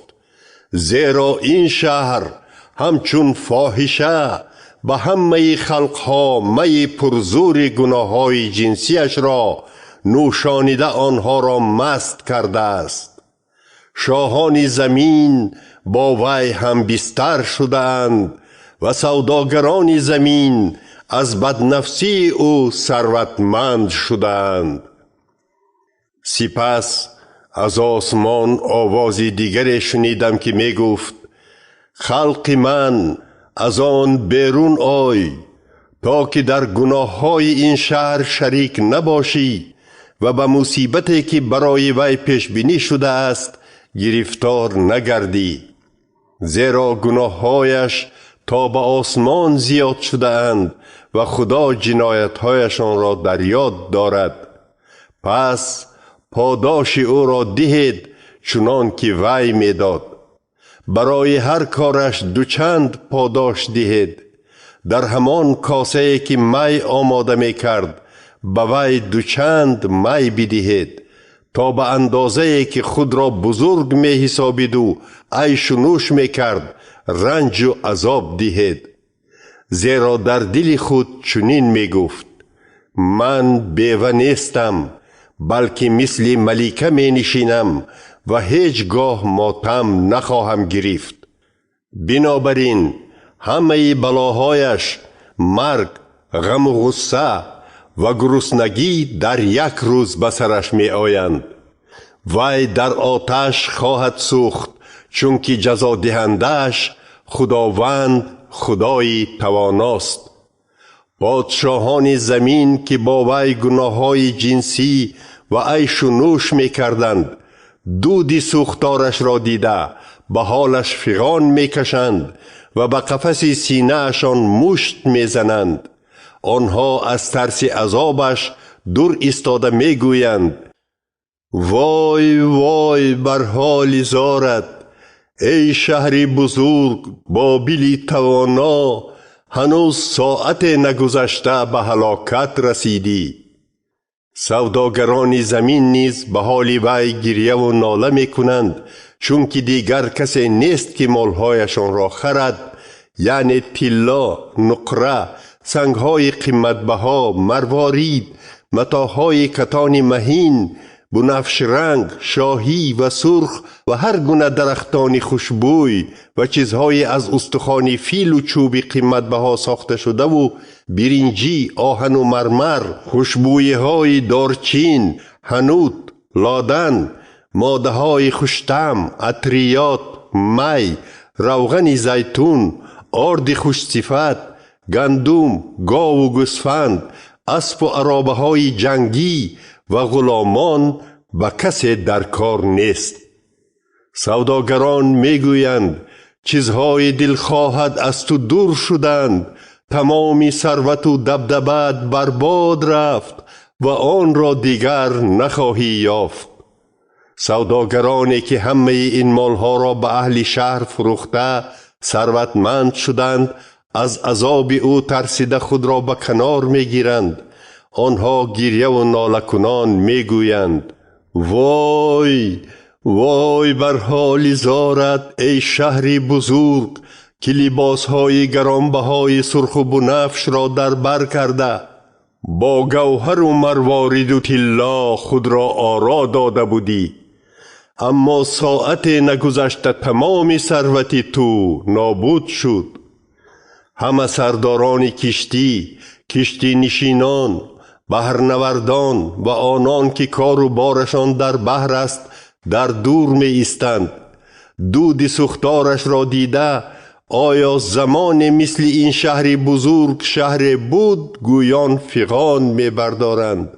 آنها موی کنان گریه و ناله می کنند و فریاد نموده می گویند وای وای بر حال زارت ای شهری بزرگ که از بایگری زیادی تو همه کشتیداران بحر ثروتمند شدند، اما ساعت نگذشته به خرابزار تبدیل یافتی. ای آسمان، ای مقدسان و فرستادگان و پیغمبران، شما شادی کنید چون که خدا آن را به خاطر شما جزا داد. سپس یک فرشته توانا سنگ کلانی را که مانند سنگ آسیا بود برداشته به بحر پرتافت و گفت شهر بزرگ بابیل مثل همین سنگ آسیا فرو خواهد ریخت و دیگر بنیاد نخواهد شد. صدای تارنوازان و سرایندگان و نوای نی و کرنه نوازان از تو دیگر به گوش نخواهد رسید. دیگر یگان کسب و هنر یا هنرمند در تو نخواهد ماند. صدای گردش سنگهای آسیا دیگر از تو شنیده نخواهد شد. نور چراغ شهر بابل را دیگر روشن نخواهد کرد و آواز داماد و عروس از آن دیگر به گوشها نخواهد رسید، چون که سوداگرانش میران زمین بودند و آن با سحر و جادوهایش خلقهای تمام جهان را گمراه نمود. در کوچه هایت خون پیغمبران و ایمانداران مقدس و همه کشته شدگان روی زمین یافت شده است.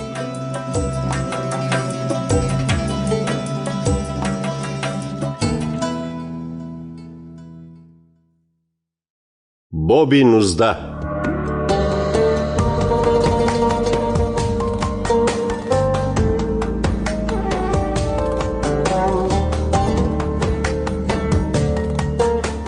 پس از این چیزها صدای بلندی را به مثل آواز مردمی خیلی سرشمار شنیدم که در آسمان می گفت خدا را ستایش کنید، نجات و بزرگی و نیرومندی از خدای ماست، زیرا او با عدل و انصاف حکم می کند. او فاحشه بزرگ را جزا داد، چون که وی زمین را با گناه جنسی خود ویران گرداند. هم برای خون غلامانش از وی قصاص گرفت. آنها بار دوم گفتند خداوند را ستایش کنید، دود فاحشه بزرگ یعنی شهر بابل تا ابد بالا خواهد شد. بعد 24 پیر و 4 مخلوق زنده رو به زمین نهاده خدا را که به تخت می نشست پرستش کرده گفتند آمین، خداوند را ستایش کنید. سپس از سوی تخت آواز برآمد همه خدمتگاران و ترسگاران او خرد و کلان خدای ما را ستایش کنید.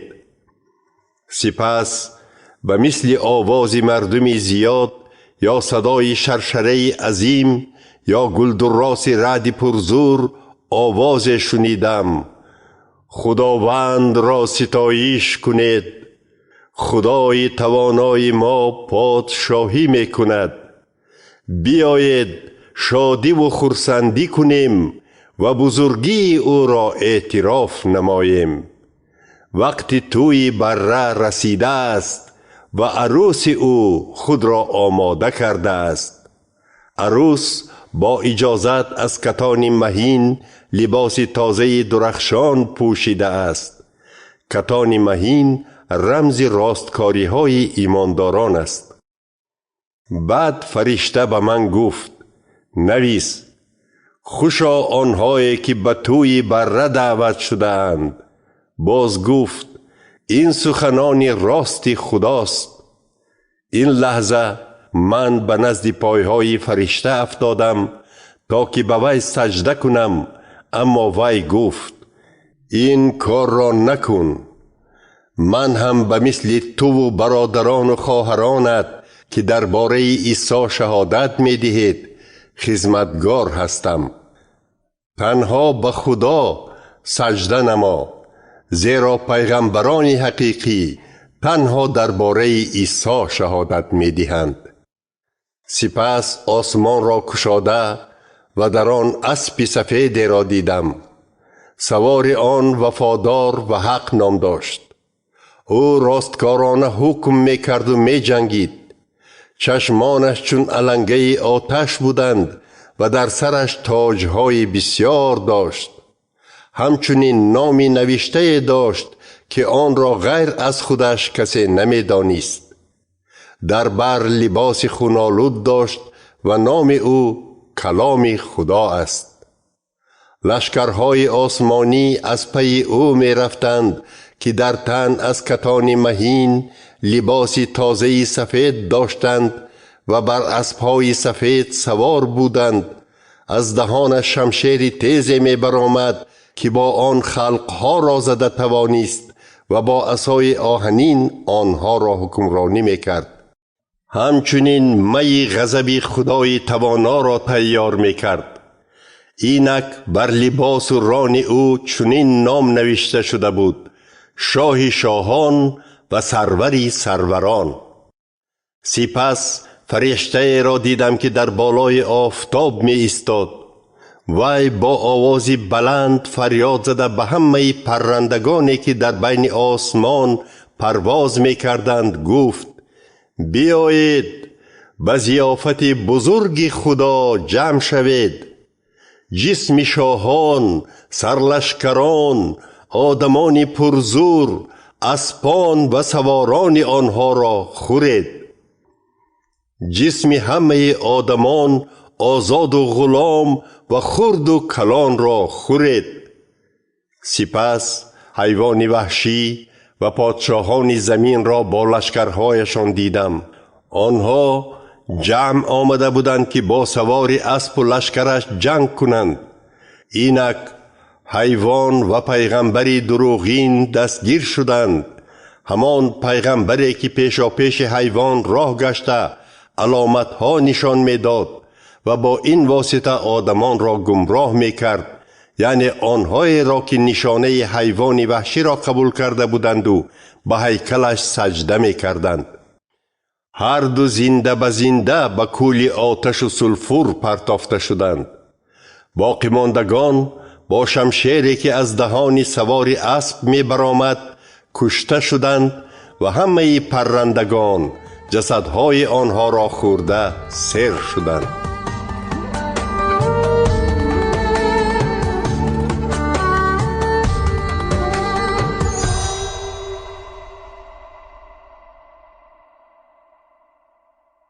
باب 20.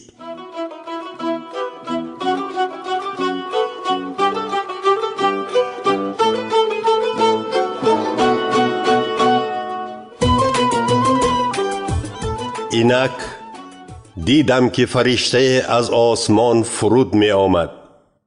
در دستان وی کلید غاری به پایان و زنجیری بزرگی بود. آن فرشته اژدهار یعنی مار قدیمه را که ابلیس و شیطان است داشته و مدت 1000 سال زنجیربند نمود و به غاری به پایان پرتافت.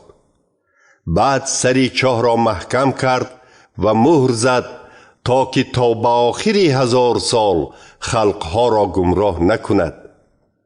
در آخر وی باید به مدت کوتاه آزاد کرده شود. سپس تختها و تخت نشینها را دیدم که با آنها قدرتی داوری کردن داده شده بود. همچنین جانهای آدمان را دیدم که سرشان را از تن جدا کرده بودند، چون که آنها وفادارانه درباره عیسی به آدمان نقل می کردند و کلام خدا را اعلان می نمودند. آنها حیوان وحشی و هیکل وی را پرستش نکرده بودند و نشانه وی را به دست یا پیشانی خود قبول نکردند. آنها زنده شده 1000 سال با مسیح پادشاهی کردند. این زنده شوی یکم است. مردگان باقی مانده باشند تا آخری 1000 سال به حیات برنگشتند. خوشبخت و مقدس است کسی که در زنده شوی یکم حصه دارد. مرگ دویم بر آنها قدرت ندارد و آنها همچون کاهن به خدا و مسیح خدمت کرده با عیسی 1000 سال پادشاهی خواهند کرد. پس از گذشتن 1000 سال شیطان از زندانش آزاد کرده می شود تا که به هر 4 گوشه زمین رفته خلقها را که به طور رمزی جوج و ماجوج نامیده شدند گمراه نماید و آنها را به جنگ جمع آورد. شماره آنها مثل ریگ لب بحر است. آنها به پهنای زمین برآمده شهر دوست داشته یعنی قرارگاه خلق خدا را احاطه کردند، اما از آسمان آتش باریده لشکران آنها را فرو برد. شیطان که آنها را گمراه میکرد به کولی آتش و سلفور پرتافته شد، به همان جایی که حیوان وحشی و پیغمبر دروغین پرتافته شده بودند و آنها شب و روز در آنجا ابدی عذاب میکشند. سپس من خدا را دیدم که در تخت بزرگی سفید می نشست. از حضور او آسمان و زمین گریختند و ناپدید شدند. اینک مردگان را دیدم که خرد و کلان نزد تخت می ایستادند. کتابها کشاده شدند و کتاب دیگری کشاده شد که کتاب حیات است. مردگان موافق کردارشان که در کتابها نوشته شده است داوری شدند. بحر مردگانی را که در خود داشت داد. مرگ به عالم مردگان نیز مردگانی را که در خود داشتند دادند و هر کس موافق کردارش داوری شد. بعد از این مرگ و عالم مردگان به کولی آتش پرتافته شدند. کولی آتش مرگ دویم یعنی مرگ ابدی است. هر کس که نامش در کتاب حیات یافت نشد به کولی آتش انداخته شد.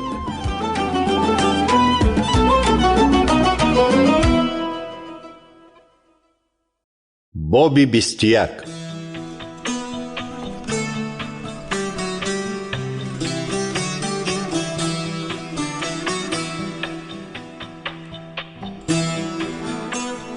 سپس آسمان و زمین نو را دیدم، چون که آسمان و زمین پیشینه ناپدید گردیده بودند.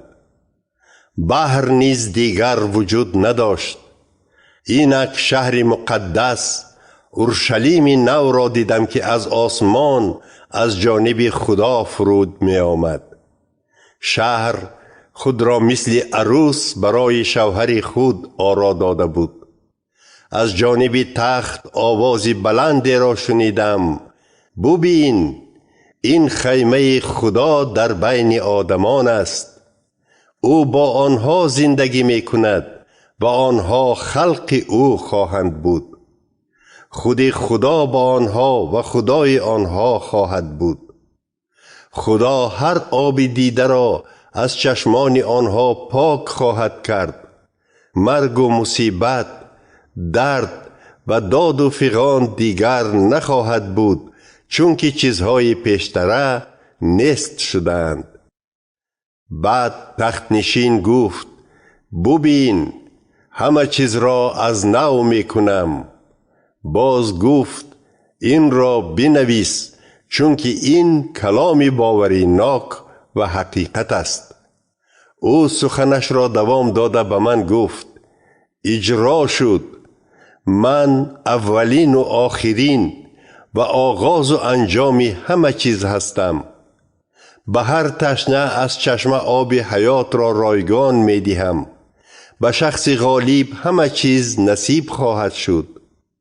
من برای وی خدا و او برای من فرزند خواهد بود. اما سزای ترسانچکان، بی ایمانان، حرامکاران، آدمکشان، آنهایی که گناه جنسی می کنند، جادوگران، بت پرستان و همه دروغگویان در کول آتش و سلفور خواهد بود. این مرگ دوم یعنی مرگ ابدی است. سپس یکی از آن 7 فرشته که 7 کاسه پر از 7 بلای آخرین داشتند به نزدم آمده گفت: بیا به تو عروس را نشان دهم. او زنی بره یعنی زنی عیسی است. اینک وی مرا گرفته به واسطه روح خدا به کوه بلندی بزرگ برد و از آنجا به من شهر اورشلیم مقدس را نشان داد که از آسمان از جانب خدا فرود می آمد. شهر از حضور خدا همچون سنگ گرانبها مثل سنگ یشم می درخشید. آن دیواری بزرگ و بلند و 12 دروازه داشت. نزد دروازه ها 12 فرشته می ایستادند و بر هر دروازه نام یکی از 12 قبیله خلق اسرائیل کندکاری شده بود. 3 دروازه در طرف شرق، 3 دروازه در طرف شمال، 3 دروازه در طرف جنوب و 3 دروازه در طرف غرب واقع بود. دیوار شهر 12 ته کرسی داشت و هر یکی آن یک نام 12 فرستاده بره را داشت. فرشته که با من گپ میزد برای چین کردن شهر و دروازه ها و دیوارش چین کنکی طلا داشت.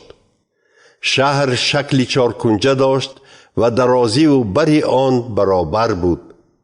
فرشته با چین کنکش شهر را چین کرد. اینک شهر 12,000 استادیه تقریباً 2400 کیلومتر درازی داشت و درازی و برو بلندیش برابر بود. فرشته دیوار شهر را چین کرد. اینک بلندی دیوار موافق چینک آدمی که فرشته استفاده می برد 144 آرینج تقریباً 60 متر بود.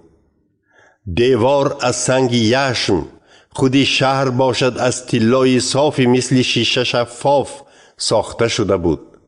ته کرسی دیوار شهر با هر گونه سنگ‌های قیمت‌بها آرا داده شده بود. ته کرسی اول با سنگ یشم، دوم با یاقوت کبود، سوم با عقیق سوخته، چهارم با زمرد، پنجم با عقیق گلابی، ششم با عقیق، هفتم با زبرجد، هشتم با یاقوت ازرق، نهم یاقوت زرد، دهم با عقیق سبز، 11 با گیاسینت و 12 با لعل کبود آرا داده شده بود. 12 دروازه 12 مروارید بود، یعنی هر دروازه از یک مروارید ساخته شده بود. کوچه شهر از طلای صاف و مثل شیشه شفاف بود. در شهر پرستشگاه ندیدم، زیرا خداوند خدای توانا و بره یعنی عیسی خود پرستشگاه شهر خواهند بود. به شهر نور آفتاب و ماه در کار نمی شود، چون که نور خدا شهر را روشن می کند و بره چراغ آن است. خلقها در نور آن زندگی خواهند کرد و پادشاهان زمین شأن و شوکت خود را به آن وارد خواهند نمود.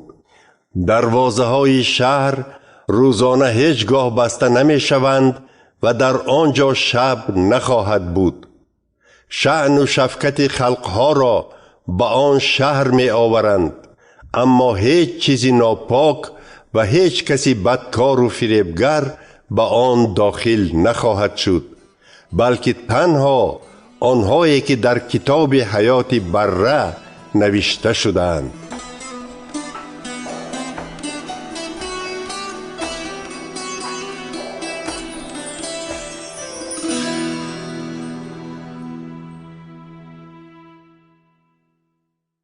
باب 22.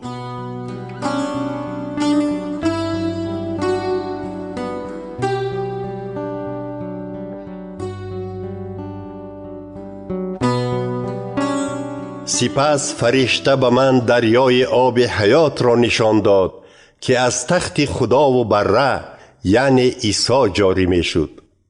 دریا مثل شیشه صاف و شفاف بود و از میان جای کوچه شهر می گذشت. در هر دو لب دریا درخت حیات می روید و آن 12 بار میوه می داد، یعنی هر ماه سال حاصل می آورد. برگ های درخت برای شفا یافتن خلقها درمان بودند. اینک در آنجا هیچ لعنت نمی شود. تخت خدا و بره در شهر می ایستد و خدمتگارانش به او خدمت خواهند کرد. آنها روی او را می بینند و بر پیشانی آنها نام او نوشته خواهد بود. دیگر شب نمی شود و نوری چراغ و آفتاب با آنها در کار نمی شود، چون که خداوند خدا بر آنها نور خواهد پاشید. همین طور آنها تا ابد پادشاهی خواهند کرد. فرشته به من گفت: همه آن که دیدی و شنیدی باوری ناک و حقیقت است. خداوند خدایی که به پیغمبرانش الهام می بخشد فرشته خود را فرستاده است تا به خدمتگارانش نشان دهد که به زودی چی باید روی دهد. بینگر می گوید عیسی: من به زودی می آیم. خوشبخت است کسی که به سخنان این کتاب اطاعت می کند. من یوحنا همانم که این چیزها را شنیدم و دیدم. بعد به نزد پایهای فرشته که به من این چیزها را نشان داد روی نهاده سجده کرده شدم. اما فرشته به من گفت: ایست، این کار را نکن. من هم مثل تو و برادران و خواهرانت، مثل پیغمبران و آنهایی که سخنان این کتاب را به جا می آورند خدمتگار هستم. تنها به خدا سجده نما. سپس او سخنش را دوام داده گفت: سخنان را که در این کتاب نوشته شدند پنهان نکن، چون که وقت اجرا شدنشان نزدیک است. بگذار بدکار بدکاریش را و شخص بداخلاق بداخلاقیش را دوام دهد. بگذار راستکار راستکاریش را دوام دهد و شخص پاک پاک بماند. بینگر می گوید عیسی: من به زودی می آیم و با خود مکافات می آرم تا به هر کس موافق کارهایش سزا دهم. من اولین و آخرین و آغاز و انجام همه چیز هستم. خوشا آنهایی که جامه های خود را می شویند تا که به خوردن میوه درخت حیات حق داشته باشند و از دروازه ها به شهر در آمده توانند. اما سگ فطرتان، جادوگران، آنهایی که گناه های جنسی می کنند، آدم کشان، بت پرستان و آنهایی که فریبگری را دوست می دارند بیرون از شهر خواهند ماند. من عیسی فرشته خود را فرستادم تا که به جماعت‌های ایمانداران درباره این چیزها خبر دهد. من ریشه و نسل شاه داوود، ستاره درخشان صبح هستم. اینک روح خدا و عروس به عیسی می گویند: بیا. بگذار هر کسی که می شنود گوید: بیا. بگذار تشنه آید. هر خواهشمند آب حیات را رایگان گیرد. من هر کسی را که سخنان این کتاب را می شنود آگاه می کنم. اگر کسی به آن چیز علاوه کند، خدا به وی بلاهای را علاوه می کند که در این کتاب نوشته شده اند.